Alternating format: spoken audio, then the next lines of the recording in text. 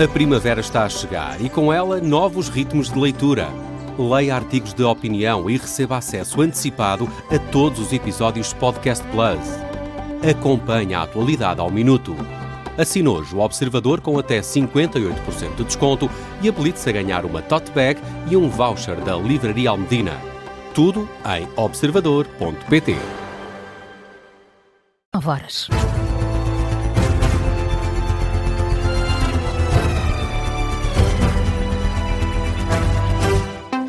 As notícias com Carla Jorge de Carvalho. Começa a funcionar a esta hora no Hospital Beatriz Ângelo, em Loures, a primeira urgência regional de ginecologia e obstetrícia. Uma solução contestada pelo Presidente da Câmara de Vila Franca de Xira. Com a abertura deste serviço no Hospital de Loures, fecham as urgências de obstetrícia e ginecologia do Hospital de Vila Franca de Xira. As utentes passam a ser direcionadas para o Beatriz Ângelo. Foi a solução encontrada pelo Governo para responder à crise nas urgências causada pela falta de profissionais de saúde. Ouvido pela Rádio Observador esta manhã, o Presidente da Câmara de Vila Franca de Xira, Fernando Paulo Ferreira, alerta que o Beatriz Ângelo pode não ter capacidade de resposta e sugere que a Ministra da Saúde não conhece a realidade dos hospitais. Este fim de semana a informação que nós temos é que o Hospital Beatriz Ângelo já não tinha camas para fazer partos. E as nossas urgências ainda estavam a funcionar. Portanto, convém que a Sra. Ministra avalie bem se o hospital para onde está a mandar todas estas pessoas tem ou não tem condições para aguentar os serviços de duas urgências, não é? O Hospital de Vila Franca de Xira serve também os municípios da Azambuja, a Ruda dos Vinhos, Alenquer e Benavente. Os 5 autarcas vão ser recebidos daqui a meia hora pela Ministra da Saúde para discutirem o fecho das urgências de obstetrícia e ginecologia em Vila Franca. E neste jornal está agora connosco em direto o Presidente da Câmara de Ruda dos Vinhos, também para antecipar esta reunião com a Ministra, que está quase. Bem-vindo, Carlos Alves, obrigada. O que é que vai levar para a reunião com Ana Paula Martins? Vai tentar de alguma forma reverter a situação?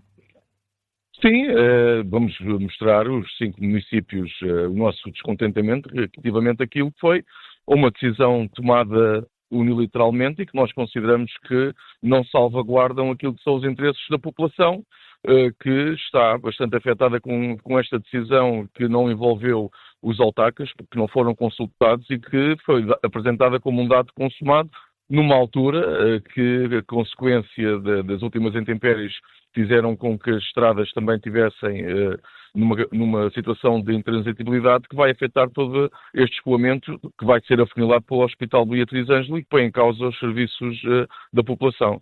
De facto, essa questão das acessibilidades tem sido agora lançada como ainda consequência das tempestades. A Ruda foi uma das zonas muito afetadas precisamente pelas vias de comunicação. Como é que está a situação agora?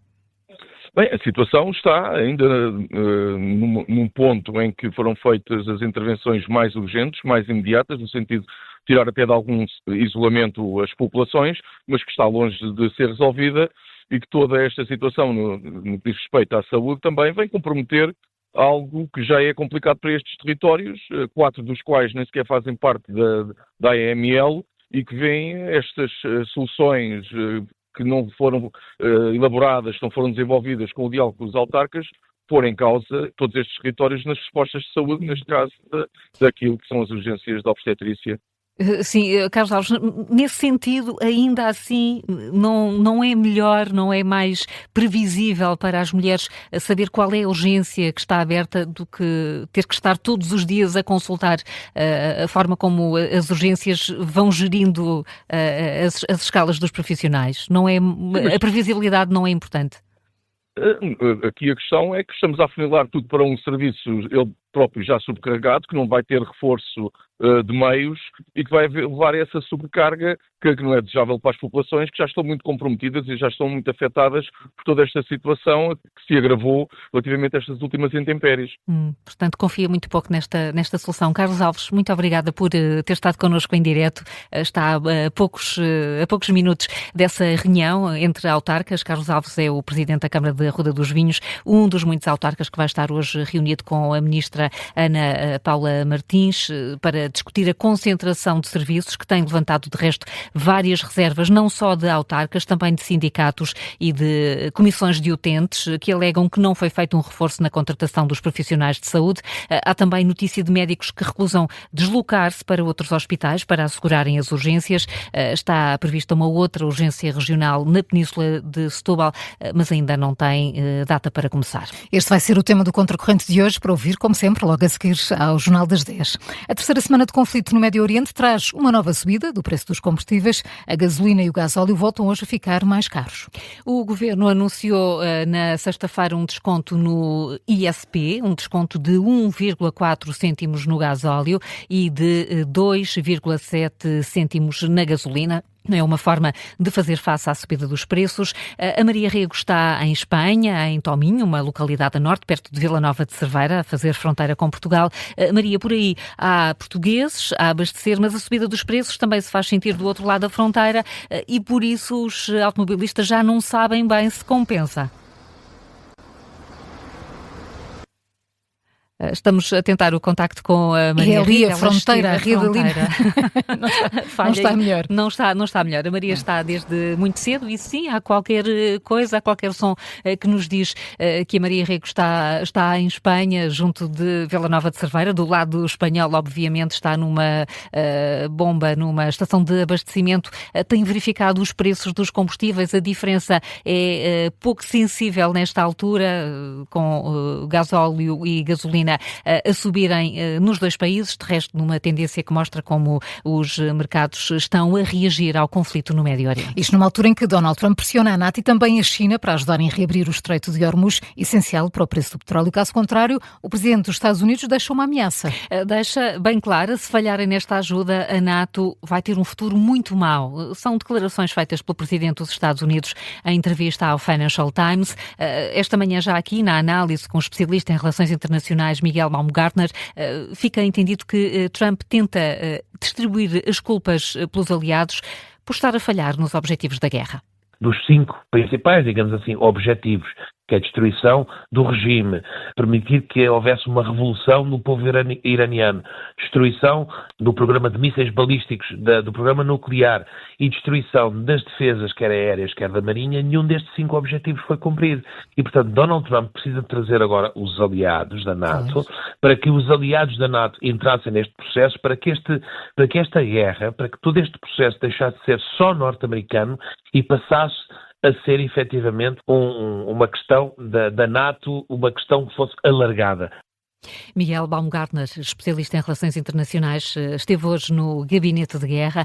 No terreno, os ataques continuam. Israel afirma que iniciou operações no Líbano contra o Hezbollah. Garante ainda que tem milhares de alvos por atacar no Irão. O preço dos combustíveis, por causa do conflito, vai estar em análise, já a seguir no explicador com Agostinho Pereira de Miranda, presidente da Associação Pró-Pública, Direito e Cidadania. Agora são 9h07. Carla, que outras notícias marcam esta manhã? Continua condicionado o trânsito na A1 no sentido norte-sul, perto da Póvoa de Santarém, devido a um acidente que envolveu 3 viaturas. Foi pouco antes das 6 da manhã, ao quilómetro 75, perto da área de serviço de Santarém. Há registro de um ferido grave que foi transportado para o hospital e 2 feridos ligeiros. São informações confirmadas à Rádio Observador por fonte oficial da Proteção Civil.